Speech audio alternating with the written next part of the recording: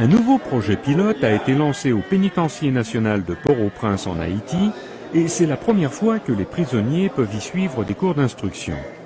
Aujourd'hui, 25 prisonniers apprennent à lire et à écrire, une aptitude précieuse dans un pays où la moitié de la population est analphabète, car près de 60% des familles haïtiennes ne peuvent pas se permettre d'envoyer leurs enfants à l'école.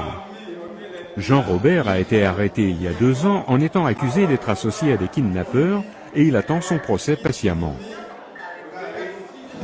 Si on me libère un jour, ceci me sera vraiment utile. Avant, je ne savais pas lire et écrire. Mais maintenant, je peux écrire mon nom et je connais les chiffres grâce à mon professeur. Ça m'intéresse vraiment et je veux apprendre plus. Le projet est en place dans 2 endroits de Port-au-Prince. Dans ces prisons de femmes, les prisonnières sont formées à des professions. Ce projet de 4 mois coûte près de 100 000 $ et il est financé par la MINUSTA, la mission des Nations Unies pour la stabilisation en Haïti. L'un des buts principaux est d'enseigner aux prisonniers des aptitudes professionnelles dont ils pourront se servir si et quand ils seront libérés. Mamadi Kandé est directeur de projet au bureau de l'ONU pour la réduction de la violence communautaire. Il pense que le projet aide le gouvernement à réformer le système pénitentiaire afin de s'éloigner de la simple incarcération. Il faut aussi les réhabiliter. Et les réhabiliter, c'est en les faisant apprendre quelque chose parce que c'est des citoyens qui sont censés retourner un jour dans leur communauté, mais que d'ici leur sortie, qu'ils puissent avoir quelque chose en main qui les permettrait de ne pas être récidivistes. En fait, le système pénitentiaire haïtien a besoin d'une réforme globale. Une moyenne stupéfiante de 90% des prisonniers n'ont jamais été reconnus coupables et sont incarcérés en détention préventive, accusés d'avoir commis un crime et en attente d'un procès. Les conditions de vie dans les prisons sont horribles et les maladies comme la tuberculose et la malnutrition chronique y prospèrent. Les associations de défense des droits de l'homme font pression sur le gouvernement depuis 2 ans pour obtenir des réformes du système pénitentiaire et pour que les procès avancent plus rapidement. Mais il n'y a pratiquement pas de progrès et des milliers de prisonniers continuent d'attendre leur procès. L'éducation des prisonniers est un pas dans la bonne direction. Plus de 400 prisonniers vont participer cette année à des classes d'alphabétisation, de résolution de conflits et de formation professionnelle.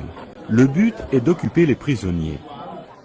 Les psychologues pensent que ceci aidera à réduire la tension, le stress et même les explosions de violence, comme l'explique Joseph Christian Desgrottes, le coordinateur du programme.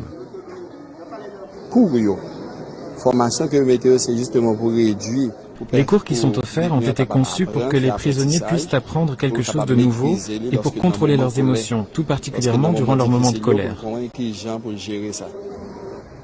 Marie-Madeleine a 23 ans et le crochet l'empêche de penser à l'enfant qu'elle a laissé chez elle. Cela fait plus de 2 ans qu'elle attend son procès. Bon, pour moi, même, c'est un peu bénéfice pour moi parce que ceci m'a vraiment servi. Quand on a quelque chose à faire ici, ça nous aide à oublier le stress. Ça nous éloigne des bagarres et des disputes avec les autres. Les gardiens de prison disent qu'ils ont observé une réduction drastique de la violence depuis que le programme a commencé. Les prisonniers sont maintenant prêts à vivre un avenir productif lorsqu'ils pourront partir d'ici. Et cette nouvelle initiative pourrait lancer une réforme approfondie du système pénitentiaire en Haïti. C'est sur Facebook moi de map chat chéri moi ouais photo et puis laisse à moi faire folie moi vie ouais bon côté fait toute recherche un numéro pour me téléphoner laisse à moi réaliser moi pas parler même langue même langue pas parler même langue si l'ou fait moi fil la langue que moi soif moi pas qu'attendre même sans même pas comprendre joue à passer me dépasser.